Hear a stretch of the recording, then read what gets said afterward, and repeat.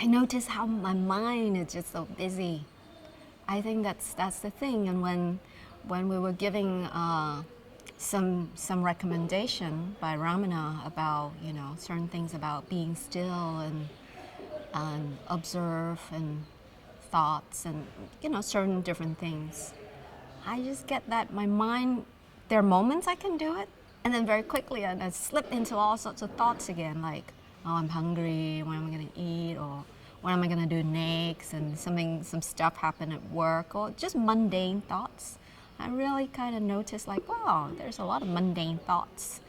That's not really kind of useful. I wouldn't say so much a challenge, but more about I want to be more focused and have more clarity. So just I get to see, like, when is it that my mind drifted off, and that's a lot of the time.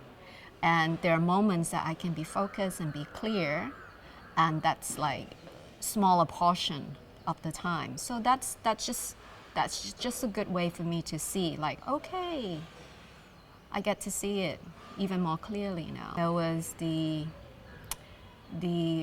recommendation of feeling deeply,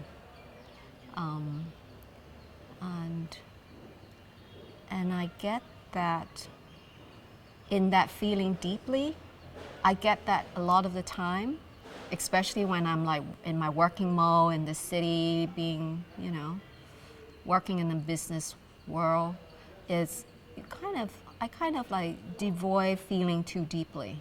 You kind of like get on with things and get things done, whatever. Okay, there's all sorts of things happening in the world. I'm involved in community work and all sorts, and you just, I guess, like my personality is more like get on, do it. If you complain about something, then I ask, can I do something about it? If I'm not going to do something about it, don't complain. If I'm going to complain about something, do something about it. So it's like very Hong Kong, get on and do it. So the feeling into deeply, it was like not a challenge, but it brought up something that's like, wow, I kind of didn't want to feel too deeply in that light. Just do it, kind of mold. And so when there's like being in the retreat is not about doing, it's not about being somewhere and achieve something. So then there's nothing I can do to hide that feeling, you know what I mean? And so it's like sit there and feel deeply, and then those emotions come up and really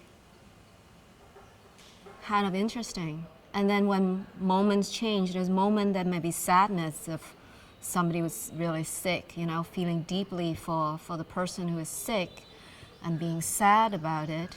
And then the next moment, going to the temple and saying a prayer, but then there's like different emotion will come up. And then walking out of the temple, and then seeing that there's somebody celebrating maybe a wedding or whatever, and they're all in celebration mode, and then there's another emotion come up. And so that those kind of emotion is like roller coaster, and that's just kind of part of life. Sadness, joy, sorrow, and then all that sort of roll into kind of here and in very kind of condensed, intense way.